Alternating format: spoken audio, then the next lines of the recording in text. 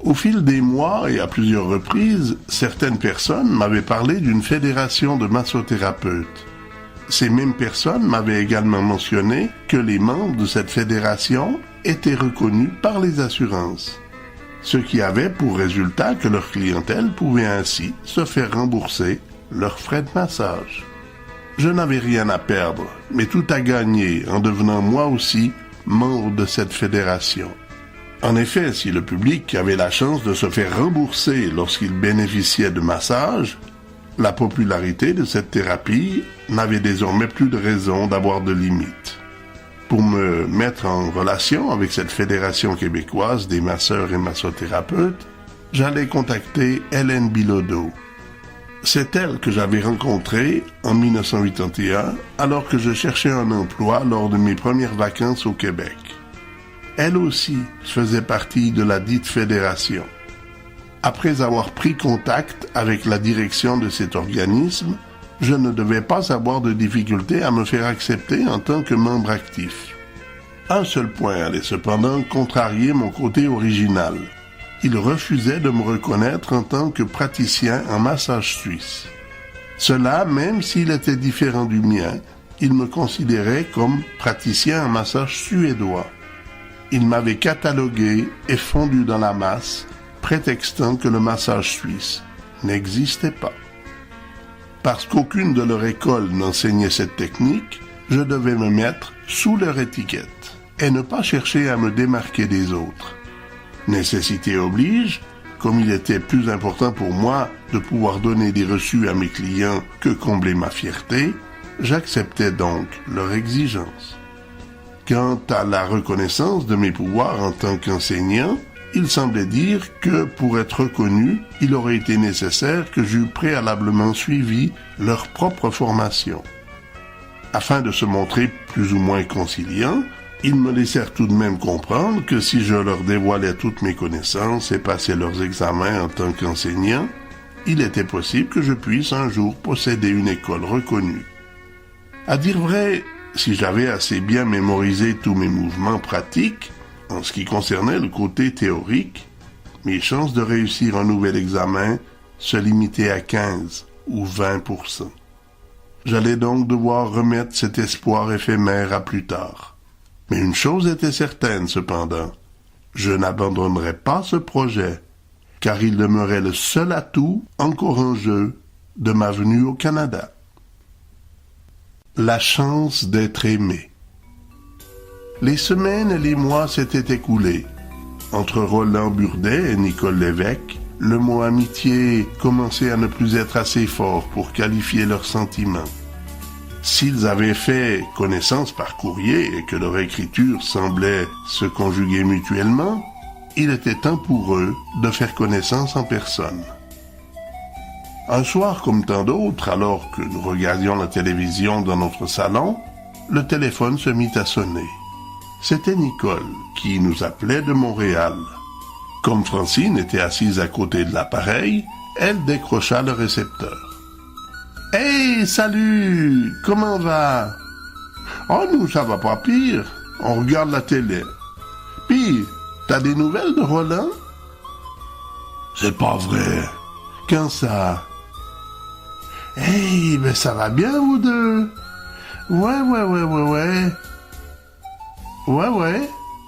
Laisse faire. On dit ça. » Lorsqu'elle eut raccroché le téléphone, je m'empressais de questionner Francine au sujet de cet appel. Puis, c'était Nicole? Qu'est-ce qu'elle dit de bon? Imagine, Roland va venir la trouver au mois de septembre. Hop là, ça se précise. Ça va bien leur affaire. C'est ça que j'y ai dit? Elle me répond, non, c'est juste copain-copine. J'ai des nouvelles pour eux, moi. Si l'amour se met de la partie, ils vont voir qu'ils n'auront plus un mot à dire. Cette année-là, un chanteur québécois du nom de Patrick Normand avait sorti une chanson qui atteint les sommets des hit-parades durant des mois.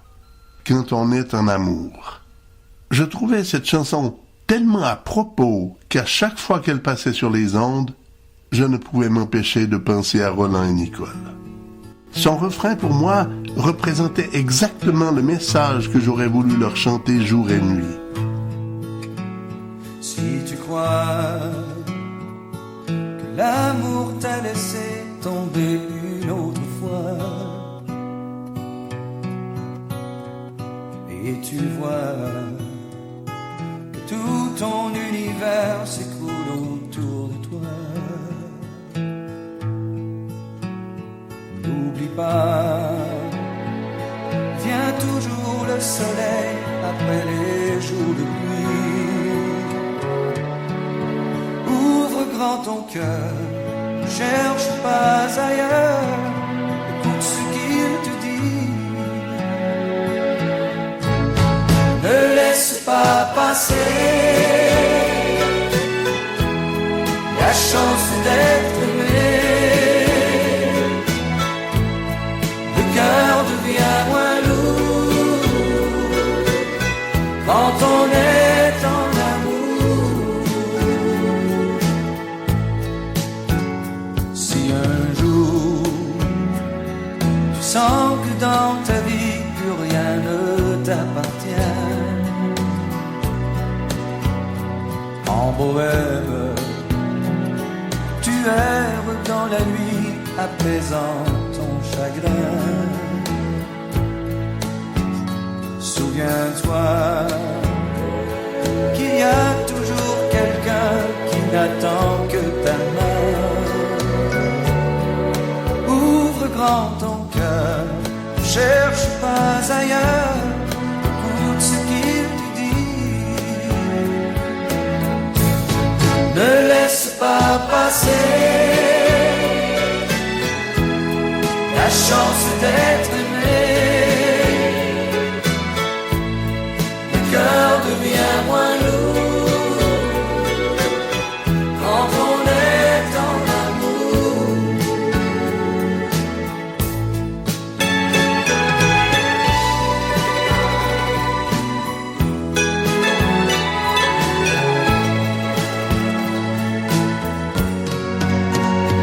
Mais la vie parfois nous fait l'esclave de nos souvenirs. Entre nous, qu'importe le passé, il y a l'avenir.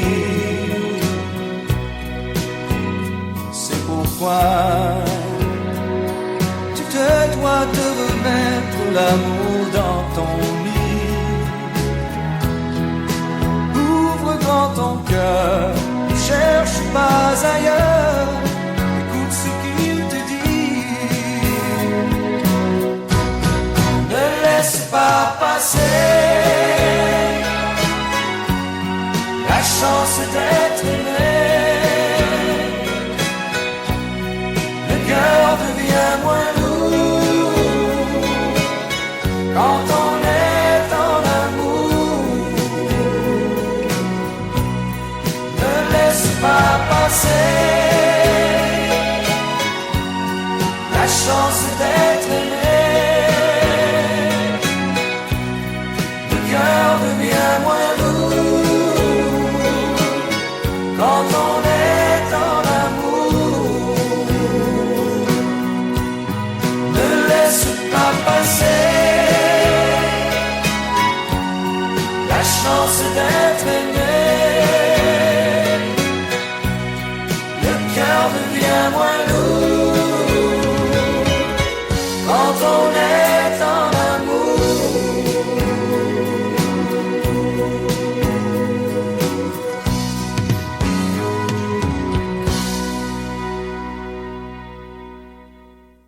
Avec les années, la vie m'avait appris que, même s'il le voulait du plus profond de son être, l'homme et la femme ne sont pas faits pour vivre seuls. Il est vrai que la vie serait beaucoup plus simple comme ça. Pas de disputes, pas de déception, pas de compromis et d'efforts à faire pour l'autre. En somme, la paix totale. Mais le Seigneur en a décidé autrement. Et même si les deux sexes ont énormément d'efforts à faire pour pouvoir vivre en harmonie parfaite, il n'en reste pas moins qu'ils sont condamnés à en passer par là. Ayant moi-même souffert longtemps de solitude amoureuse, je pouvais sans aucune difficulté me mettre à la place de Roland ou même de Nicole. Connaissant leur nature et leur état d'esprit, il était évident qu'ils étaient faits l'un pour l'autre. Mais, comme ce n'était pas à moi de prendre des décisions à leur place, il me restait qu'à prier afin que l'Éternel éclaire leur route et leur aide à prendre de bonnes décisions. La nouvelle de la venue de Roland nous incita, Francine et moi, à les inviter tous les deux à venir passer quelques jours en notre compagnie. Comme ils avaient prévu de se rendre aux chutes du Niagara, et comme ils n'avaient pas de véhicule, nous leur proposâmes de se joindre à nous, et ainsi faire le voyage ensemble. Et c'est ainsi qu'un soir, en compagnie de Francine et Sébastien, je me rendais au terminus voyageur, afin d'accueillir Roland et Nicole. Insomnie et mise au courant. Arrivés dans notre appartement au 124 de la rue Néligan, nous nous mîmes à bavarder jusqu'à une heure tardive. Puis, après avoir longuement parlé de nos vies et de nos espérances pour l'avenir, Francine offrit à nos deux invités de passer la nuit dans la chambre de Sébastien, convertie pour l'occasion en chambre d'amis. Et, la conscience tranquille, nous allâmes nous coucher. Le lendemain matin, tout le monde avait bien dormi et se sentait frais et dispos. Tout le monde sauf Nicole. Cette dernière, malheureusement, n'avait pu trouver le sommeil. Que devions-nous faire pour tenter de soulager sa fatigue? Rester à Gatineau et remettre le départ au lendemain? Elle semblait dire que non, peut-être pour éviter de nous priver d'un plaisir que nous avions déjà programmé dans nos plans. Nous allions donc ignorer ce petit contretemps et prendre la route en direction de Niagara. Ce n'est qu'en fin d'après-midi, après environ 6 heures de route, que nous arrivâmes dans la ville de Niagara. Pour nous assurer de trouver un endroit où dormir en prévision de la nuit suivante, nous recherchâmes dès notre arrivée un motel décent. Cette démarche terminée, nous partîmes à pied dans les rues de la ville, tout en nous rapprochant des célèbres chutes. Dans le monde entier, lorsque l'on parle des chutes du Niagara, on n'oublie jamais de mentionner qu'elles font partie des 7 merveilles du monde. Et je dois avouer que lorsque l'on se trouve devant elles, le mot merveille n'est pas exagéré. Dans mon existence, je me suis déjà trouvé au pied de la Pisse Vache en Valais, de la chute Montmorency à Québec, qui est plus haute encore que celle du Niagara. Mais aucune comparaison n'est possible. Devant nous, nous avions toute l'eau du lac Erie qui tombait en même temps sur une largeur de plus de 100 mètres. Si l'on ajoute le bruit sourd et constant de ces masses d'eau qui s'écrasent sur les rochers à leurs pieds pour remonter en brume, on ne peut s'empêcher de se considérer comme minuscule comparé à cette nature. On ne peut s'empêcher aussi de s'imaginer dans une barque au sommet de ces chutes et tant bien que mal essayer de résister au courant. Si cette merveille naturelle attire chaque année des milliers de spectateurs venus des 4 coins du monde, elle possède aussi sa liste de victimes. Certains par accident et d'autres par défi. La fascination qu'elles exercent sur l'homme amène parfois ce dernier à y trouver la mort. Après nous être divertis à souhait dans les différents musées et attractions de tout genre, nous pûmes admirer les chutes de nuit éclairées cette fois de 1000 couleurs produites à l'aide de puissants projecteurs. À la suite de quoi, nous regagnâmes notre motel pour y trouver un repos bien mérité. Le lendemain, à notre réveil, nous devions apprendre que pour la 2e nuit consécutive, Nicole n'avait pas dormi. Pour moi, qui n'avais aucune difficulté à dormir un peu n'importe où, j'avais beaucoup de difficultés à m'expliquer les raisons qui empêchaient Nicole de trouver le sommeil.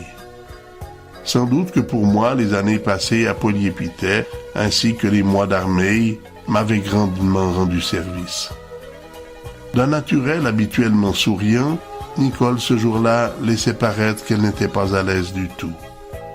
Comme nous l'avions prévu, nous quittâmes Niagara aussitôt que nous eûmes terminé de déjeuner.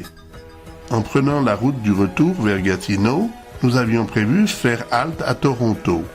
En effet, la métropole canadienne avait quelques atouts qui nous paraissaient intéressants à visiter avant de regagner le Québec.